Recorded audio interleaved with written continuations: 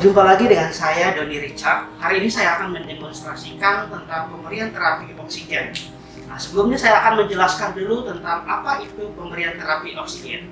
Pemberian terapi oksigen merupakan sebuah tindakan pemberian aliran oksigen kepada pasien dengan kebutuhan dan indikasi tertentu. Nah, tujuannya untuk apa? Tujuan yang pertama adalah mencegah hipoksia atau kekurangan O2 di dalam tubuh, khususnya dalam darah. Yang kedua adalah untuk mengurangi beban kerja khususnya pada paru-paru dan jantung. Oke, sebelum kita mulai, kita akan mempersiapkan dulu tentang peralatan apa saja yang dibutuhkan dalam pemberian terapi oksigen. Mari kita cek satu-satu. Yang pertama, kita siapkan dulu tabung yang berisi oksigen. Di sini, ya, kita lihat flow meternya, mengecek apakah oksigen masih ada atau tidak. Kita buka. Nah, di sini masih ada. Kemudian kita cek lagi isi dari humidifier, nah, atau air ya untuk melembabkan. Nah, di sini airnya sudah berada pada water level, jadi sudah siap untuk dipakai.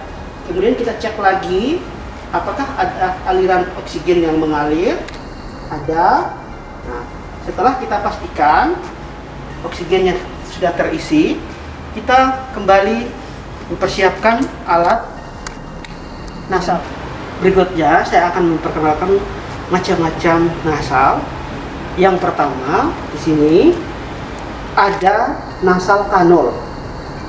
Ini, nah, ini menghasilkan konsentrasi O2 sebesar 20-40% dengan laju aliran sebesar 1 sampai dengan 6 liter per menit. Yang kedua, di sini ada simple mask. Ya, bentuknya seperti ini, ada di dalam katup ini ada lubang. Nah, ini menghasilkan konsentrasi oksigen sebesar 40 sampai 60%. Nah, dengan laju aliran 5 sampai 8 liter per menit. Nah, kemudian rebreathing, kebetulan rebreathing tidak ada, silakan lihat di sini. Ini adalah contoh rebreathing. Nah, kemudian rebreathing mask, konsentrasi oksigennya mencapai 60 sampai 80%. Nah, dengan laju aliran 8 sampai 12 liter per menit. Dan yang terakhir, di sini ada non-rebreathing atau NRM. Ya, di sini ada bednya juga, nah, dan ada di katup ini ada lubang. Nah, ini menghasilkan konsentrasi oksigen mencapai 80 sampai 100% dengan laju aliran 10 sampai 12 liter per menit. Nah, di sini juga kita siapkan ada namanya oximeter untuk mengecek apakah saturasi atau SpO2 pasien dalam batas normal atau tidak. Normalnya 95 sampai 100. Dalam intervensi pemberian O2 harus kita lakukan pemeriksaan saturasi, karena saturasi ini merupakan acuan kita dalam menentukan dosis pemberian O2. Nah, jika saturasinya lebih dari 95, maka dianggap normal. Hanya kita lakukan monitoring dan tidak perlu terapi O2. Nah, ini menjadi catatan penting. Bila pasiennya itu datang, wajib kita lakukan dulu terlebih dahulu pemeriksaan saturasi. Bisa saja pasien yang datang itu bukan karena kekurangan O2, tetapi karena misalkan posisi ekspansi paru yang kurang baik. Nah, sehingga kita hanya perlu memberikan posisi semivoler. Tidak, pasien ini tidak membutuhkan oksigen. Nah, bila saat kita cek dan saturasinya itu 91 sampai dengan 94%, maka kita berikan nasal kanul 2 liter per menit sampai dengan SpO2 atau saturasinya di atas 95%.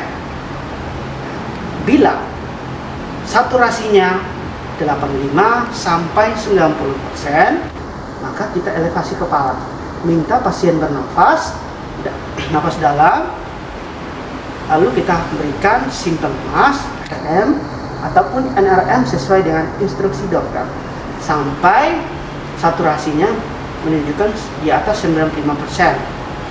Kita nilai pernafasan, bila ada suction, bila ada cairan, kita lakukan suction, dan sembari menyiapkan alat-alat intubasi. Bila pasiennya saturasinya mencapai kurang dari 85%, maka kita berikan O2 100%. Kemudian kita berikan ventilasi manual, dan jika kondisi memburuk, kita lakukan intubasi. Demikian intervensi pemberian O2. Untuk APD yang kita siapkan, jika dibutuhkan saja, misalkan masker bila pasien dengan diagnosa TB paru, atau handscoon bila pasien berlumuran darah atau ada luka di sekujur tubuh, maka kita menggunakan handscoon. Sebelum terapi oksigen diberikan kepada pasien, kita terlebih dahulu mengecek identitas pasien atau kita identifikasi pasien dengan cara yang pertama, kita melihat pada gelang tangan pasien. Nah, di situ tertulis ada nama, jenis kelamin, dan tanggal lahir beserta dengan nomor rekam medik. Nah, identitas pasien sesuai, maka kita langsung pada tahap kerja. Yang pertama, sebelum kita melakukan tindakan keperawatan, intervensi, kita wajib melakukan cuci tangan. 6 langkah cuci tangan.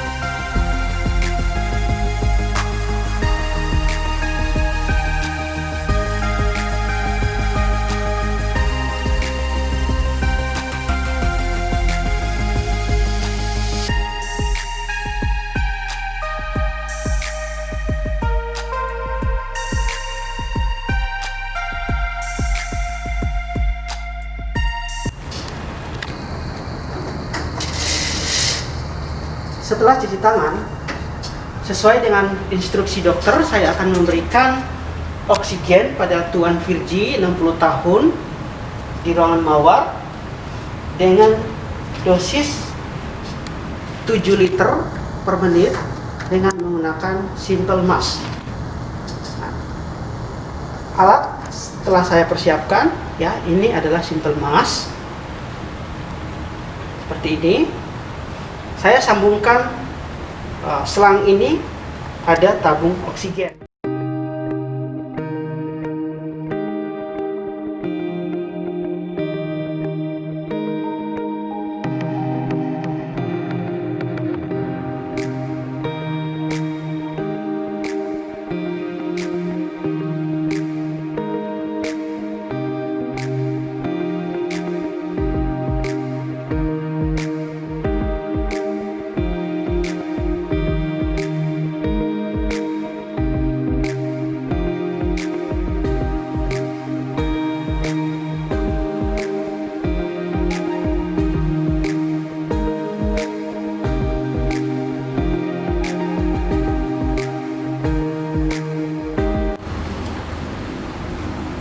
Setelah pemberian oksigen kepada pasien, jangan lupa kita edukasi kepada pasien bahwa oksigen yang dipasang tidak boleh dilepaskan sampai dengan kondisi pasien atau saturasi pasien membaik atau ke arah normal.